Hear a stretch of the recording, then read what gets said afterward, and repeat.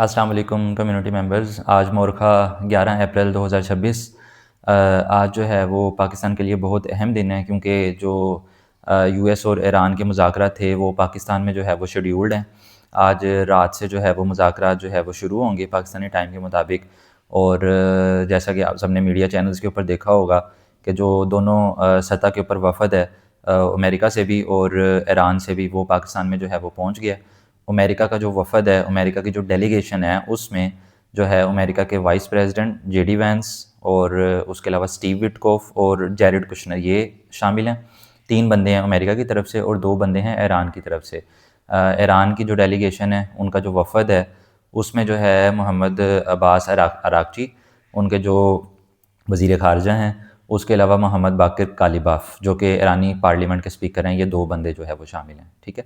तो इनके दरमियान जो है वो मुज़ाकरात होने हैं। जो है दोनों डेलीगेशंस को जो है वार्मली वेलकम किया है फ़ील्ड मार्शल सैयद आसिम मुनीर साहब ने और वज़ीर ख़ारजा इसहाक़ डार साहब ने। इनको जो है वो नूर खान एयरपोर्ट बेस पे के ऊपर लैंड करवा के इनको जो है वो वेलकम किया गया है। अमरीकी वफ़द जो है तकरीबन पाकिस्तानी टाइम के मुताबिक 11 बजे के करीब 11:30 11:40 AM पे पहुँचे आज सुबह को, और जो ईरान का वफ़द था वो रात गए जो है वो पहुँच गया था।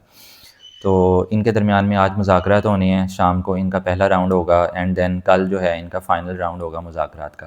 तो होप्स हो कि मुज़ाकरात जो है वो अच्छी तरीके से हो जाएँ, और अगर मुज़ाकरात जो है वो अच्छी तरीके से हो जाते हैं तो फ़ाइनेंशियल मार्केट्स को जो है वो क्या इफ़ेक्ट पड़ेगा। जैसे मैंने आप सबको पहले बताया था कि जो गोल्ड है उसकी प्राइस जौन-सी है वो ऊपर जाएगी, और जो गोल्ड हो गया, बिटकॉइन हो गया, जितनी भी फाइनेंशियल मार्केट्स में मतलब जो भी चीज़ें आती हैं ग्लोबल फाइनेंशियल मार्केट्स, वो पम्प करेंगी।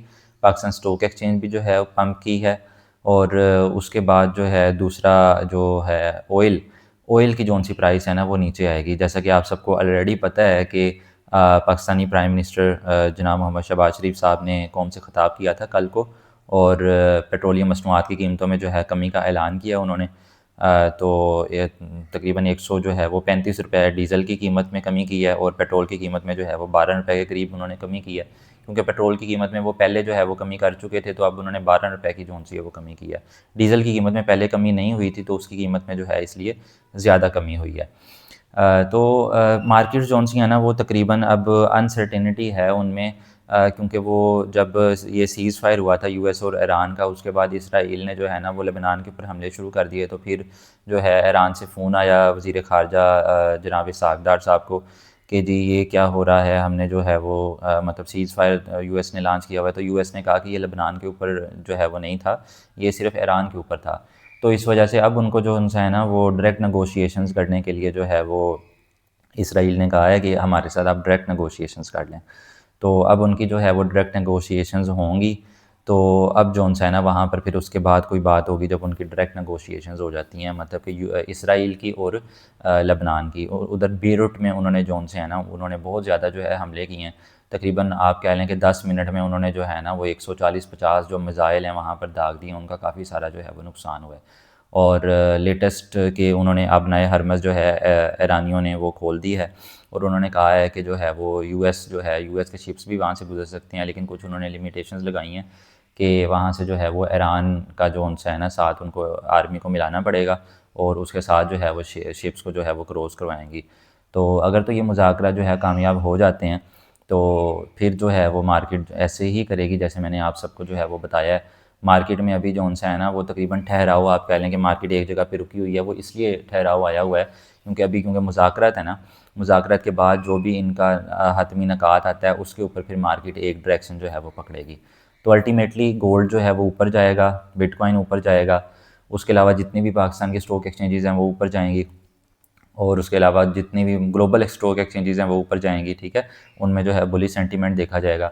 और जो ऑयल है, ऑयल जौन-सा है वो बेयरिश रहेगा, ऑयल जो है वो नीचे आएगा, क्योंकि ऑयल पम्प सिर्फ इसलिए हुआ था जंग की वजह से, ठीक है। उतना नीचे नहीं आएगा जितना पहले था, जैसे $55-60 के करीब हुआ करता था, उतना नीचे नहीं आएगा, बहुत इसको टाइम लगेगा, आपको बता रहा हूँ। लेकिन पहले से मतलब कि नीचे जो है ना वो आएगा। जैसा कि जब ये मतलब जंग बंदी हुई थी तो एक ही रात में तकरीबन 10% 10 से 15% जौन सा है ना क्रूड ऑयल गिर गया था। उसके बाद फिर क्रूड ऑयल ने जौन सा है वो आहिस्ता-आहिस्ता करके ऊपर जाना शुरू जो है वो कर दिया, ड्यू टू द लेबनान और जो इसराइल जो है उसकी एक कन्फ्यूजन की वजह से। तो जब ये सारी कन्फ्यूजन हटेगी ना तो मार्केट जो है वो नॉर्मलाइज़ हो जाएंगी, अपने तरीके से चलेंगी जैसे मार्केट जो है वो चलती हैं। तो इंशाल्लाह मैं भी आप लोगों को जो है कल संडे है, आज सैटरडे है पाकिस्तान, तो कल जो है आपको मैं गोल्ड और बाकी जो मार्केट है उसकी अपडेट दूँगा, क्योंकि कल मेरे पास हतमी जो है वो अपडेट आ जाएगी कि मुज़ाकरात जो है किस डायरेक्शन में जो है वो पहुँचे हैं, कैसा जो है वो रुख इख्तियार कर रहे हैं। तो फिर जो मंडे की ओपनिंग होगी ना, वो उससे ही जो है रिलेट करेगी कि मुज़ाकरात किस डायरेक्शन में पहुँचे हैं। तो वो जो अपडेट वाली वीडियो है वो देखना ना भूलिएगा, वो मैं इंशाल्लाह कल जो है वो अपने चैनल के ऊपर पोस्ट करूँगा। चलें, अभी तक यही अपडेट थी। Thank you. अल्लाह करे ये मुज़ाकरा जो उनसे हैं वो सक्सेसफुल हो जाएँ। इसमें मिडल ईस्ट और बाकी जो कंट्रीज़ हैं वो सबका ही फ़ायदा है। खित्ते में जो आग लगी हुई थी वो जो है एक मतलब जानिब हो जाए, वो बुझ जाएगी आग, ठीक है?